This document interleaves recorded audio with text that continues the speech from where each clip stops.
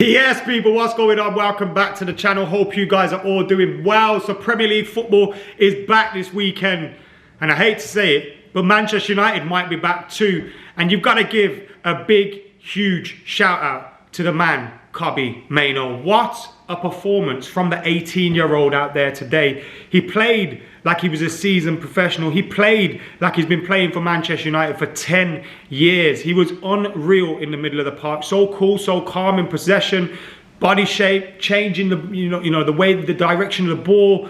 Just everything about him today was absolute quality from Kobbie Mainoo. He allowed Andre Onana to start stepping out of his goal a little bit more. We've seen Onana playing on his 6-yard line so much. Luke Shaw being in there was obviously a massive help as well to that first phase of play for Manchester United. And whilst in the first half, after we had that wonder goal from Alejandro Garnacho, Alejandro, what a goal that was, by the way. After that wonder goal by him, we seemed to kind of fall into our old ways again. Everton got a little bit better, had a few chances. There was some world-class saves from Andre Onana.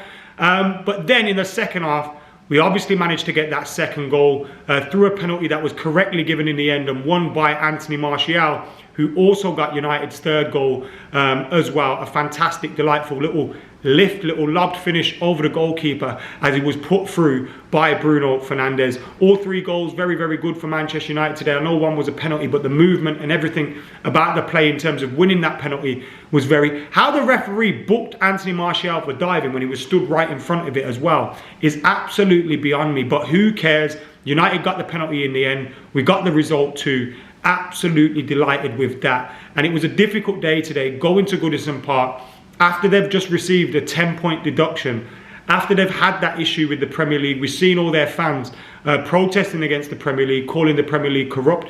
Just a small point on that. I'm fully behind the Everton fans, by the way. I think they've been treated disgracefully. When you look at some of the things that are going on at other clubs, you look at Chelsea, you look at Manchester City, for example, and the discrepancy or the issue that Everton have, it didn't warrant a 10-point deduction, in my opinion. And I do kind of sympathise with the Everton fans, with the Everton team and all those kind of things. But today there was only one team that was going to win this game. And in the end, it was Manchester United. And absolutely fantastic stuff from the boys. I am buzzing with that. Watched the game with Joe and Jay. Absolutely delighted. Great to see Marcus Rashford scoring too, Anthony Martial scoring, but Garnacho with that wonder goal. And let's talk about that wonder goal, because oh my God, it come at a perfect time. Early in the game for Manchester United, Diogo Dalot swings across him, which kind of just loops behind everyone and goes away from the goal. Garnacho's already near the 6-yard box, and he's got the presence of mind to kind of track himself back, running away from goal and catch the ball over his head. Wayne Rooney's goal against City was iconic, and it is more iconic than that. Scoring in a Manchester derby to win the game, etc. That's iconic. But purely looking at the strikes of the goals, Garnacho's is better than Rooney's, in my opinion. Such a good goal, man. What a strike by Garnacho. And then you add that, you've got someone like Garnacho coming through the ranks. You add that to someone like Kobbie Mainoo, who pulled the strings in that midfield today, who looked like a boss in that midfield today. You know, you've seen Chelsea go out and spend 125 million or whatever it is each on Romeo Lavia and Caicedo. That player there in that player there in Kobbie Mainoo, you're looking at £100 million plus player there again eventually, because the guy is unreal, absolutely fantastic player. And yeah, overall, I am buzzing with that result and that performance from Kobbie Mainoo. You can see as well, there's been a few moments in the past. I remember at Wembley, he was in a full suit. He wasn't in the matchday squad. And that video of Erik ten Hag kind of embracing him and talking to him. We've seen a few moments like that. Kobbie Mainoo was supposed to be starting the season for Manchester United. You know, he was a big part of pre-season. We were planning on implementing him into the midfield. So you do wonder what we've missed without him being there. You also look at Luke Shaw coming in. That improves us in the first phase so much. So much improves us in that first phase, bringing the ball out from the back.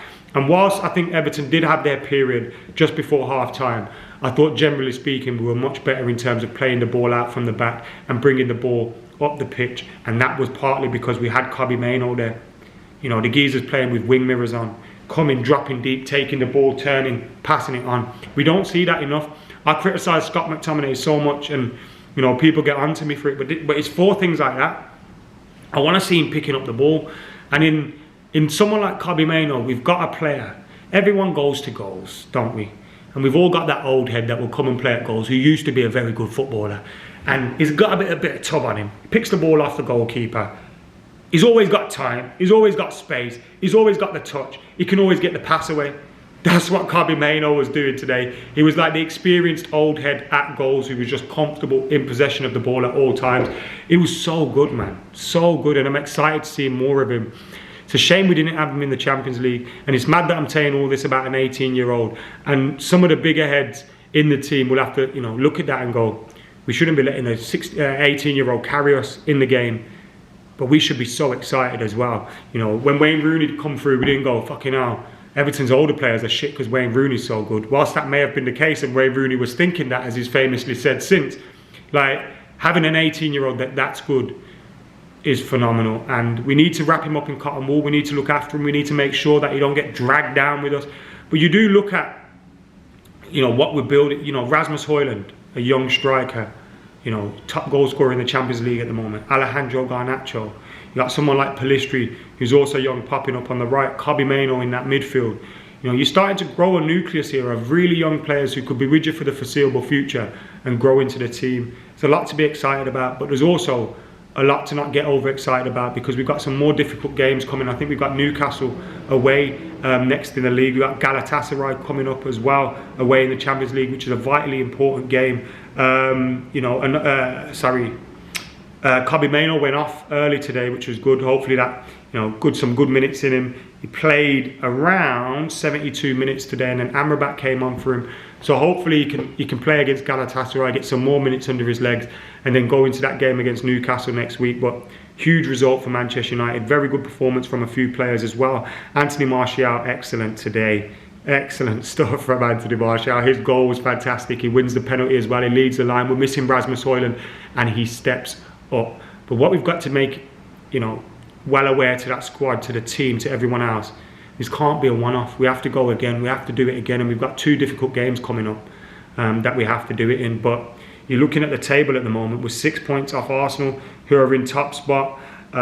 We're 2 points off Spurs, who are in 5th. 4 points off Villa, who are in 4th. 4 points off Liverpool, who are in 3rd. 5 points off City, who are in 2nd. Like, considering the season that we've had, and the amount of games that we've lost and all those kind of things, and how negative it's been, and you know, people are talking about Newcastle and Tottenham and City and Arsenal in glowing terms.